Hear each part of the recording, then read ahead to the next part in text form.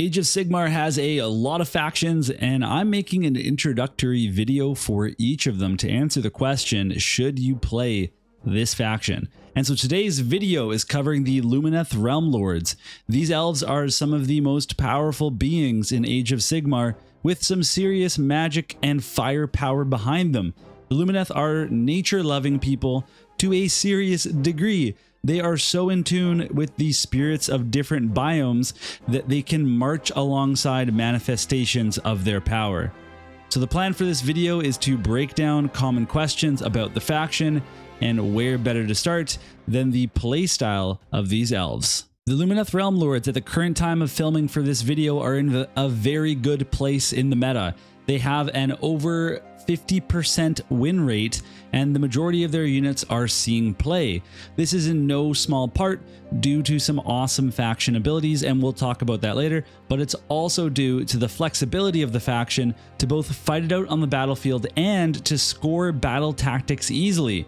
They can do this through a lot of movement shenanigans. There's also some auto-casting rules that help the Lumineth out quite a bit in the summoning manifestations meta, which is a big deal right now. The Lumineth have access to a lot of wizards, and their centerpiece model, the Archmage Teclis, is a 4-cast wizard who automatically casts at a value of 10 without having to roll for it. And to accompany their wizards, the Lumineth also have a fantastic army filled with 4 sub-factions, which we'll talk about soon. Lumineth armies play in a castle style of formation where they are protecting the inside of the castle with the spear-wielding wardens. They're blocking the enemy charge, and there are blocks of arrow-firing sentinels raining hell down upon the enemy. So with that core of the army protected, your wizards can cast a variety of spells, and the cavalry or literal mountain spirits can rush in to hammer the opposing force, all while the river blades traverse the battlefield as if flowing through water, popping up where your opponent least expects it. The Lumineth Realm Lords also feature a lot of bonuses when they score critical hits. This allows them to deal direct damage to enemy models. They even have a powerful faction ability that makes it easier to crit. Finally, one major advantage to this faction is that in the combat phase, when you would normally just pick one unit to fight, the Lumineth Realm Lords get to pick 2 at a time. This makes combat much smoother for Lumineth players, as often picking one unit to fight over another can condemn that second unit to death. To learn more about how this army plays, let's talk about the 4 sub-factions that are available to Lumineth players. First up are the Venari, which is your traditional high elf army. You have your spearmen, aka the wardens, you have your cavalry, aka the dawn riders, and you have archers, ballista, powerful blade lords that can protect your heroes. There are also Venari heroes, including Lyrior Uthral, who can be built as a Venari Lord Regent if you so wish. The Venari are very powerful due to their 2 battle traits, which we'll talk about in just a moment. But first, let's talk about how those Lumineth faction abilities, those battle traits, how they actually work. So at the start of every battle round, you're going to pick a facet of war to take effect, and the various abilities that you can choose from will buff different sub-factions. However, when you're army building, you can also pick a battle formation, which basically lets you use a second facet of war battle trait. That selection can't change, so whichever facet of war you pick as your battle formation, you just have activated for the whole battle. But then at the start of every round, you can pick another one, and you can kind of choose the one that's going to suit that round most, but you cannot stack any effects. So for the Venari, we have 2 facets of war. The first one is Shining Company, which gives a -1 to hit penalty to any attacker attacking a Venari unit. This affects shooting and melee and gives your army some serious survivability. This is especially punishing in 4th edition Age of Sigmar, as many armies had their chance to hit nerfed this edition. Power of Hysh gives one Venari unit a buff that allows their critical hits to activate on 5s and 6s rather than just 6s. It means that you're going to critical hit more often and your synergies are really going to pay off. And if you take the Venari battle formation, then you can use Shining Company and Power of Hysh in a single battle round, making a Venari army very powerful. This sub-faction is one of the most powerful in the game right now because it contains your units that you can screen with. It contains some anvils, some hammers, some range attacks, and some powerful heroes. Then we have the Scenari, which are your magical subfaction with a focus on wizards casting spells. The battle trait Facet of War is called Deep Thinkers, and this gives you a +1 to all Scenari casting, and that makes it easier to cast your spells for the battle round. If you take that Scenari battle formation, you just get that every single battle round, and then you can pick a secondary choice from the remaining Facet of Wars.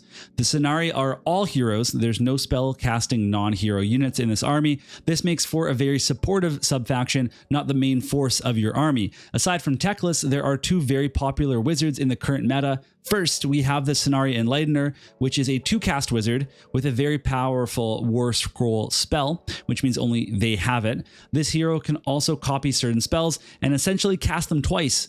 There's also the Scenari Caligrave, which is an incredibly popular unit because it has an ability similar to Teclis, where it can just use 8 automatically as a casting value instead of rolling, and that is specifically when you're using a summoning spell, which means that you can cast manifestations, which are very powerful, automatically, which is frankly ridiculous. The Hurricane Temple is a subfaction formed of elves that have devoted themselves to the winds of the realms. And so these winds take the form as giant fox monsters with huge bows. It's pretty badass. These elven units in the Hurricane Temple are the Wind Mage, they're the Wind Chargers, and the Wind Mage is capable of doing a lot of casting. It can buff other Hurricane units, it can cast spells for your army. The Wind Chargers are mounted archers with tons of mobility, and these Hurricane units are a big part of how the Lumineth can score battle tactics with ease, and recently some of their movement has actually been nerfed, but it's still very, very effective. The Hurricane have a very powerful shooting phase Facet of War called Move Like the Wind, and this lets you move again during your shooting phase. Now you can't shoot after doing this, so basically it allows you to move in your movement phase, then go to your shooting phase, shoot at some people, and then move again, which again helps you set up your various battle tactics and score some points. Finally, we have the Alith, which are like the Hurricane in that they are devoted to the Elementari, the elemental spirits of the realm, but instead of the wind, they serve the spirits of the mountains, and this makes them very powerful and very tanky. The Alith feature a stone mage who can buff allies and call on earthquakes to damage their foes. The hammer-wielding stone guard are the rank and file of the Alith, and the subfaction also features some serious cow monster mountain elementals. This subfaction has a battle trait that allows you to subtract from the Ren score of the weapons that are targeting your friendly Alith units, and that means that you're going to be more tanky and taking less damage. Now, this isn't a real subfaction for the Lumineth yet, but we also do have the Idrillan Riverblades who have devoted themselves to the rivers of the realm.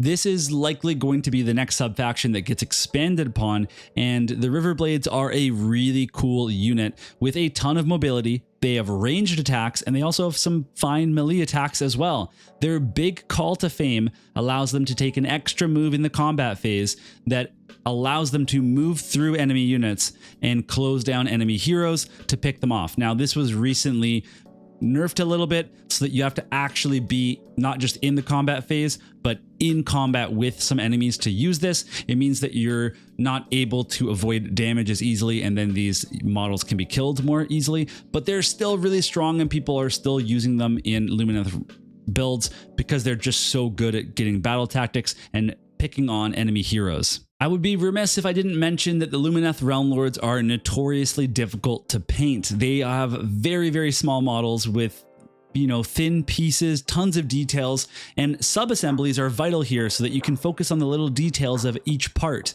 If you want to match the colors of most of the art of the Lumineth, you'll also need to be comfortable painting white or off-white armor, which can be quite a daunting task. In terms of army size and cost, this isn't a horde army, but the models are individually, they're not elite. They have lower stats than, say, the Slaves to Darkness, but with army synergies and faction abilities, they punch way above their weight. You will need to paint many units of 5 or 10 for this army, which is pretty typical for a castle-style army.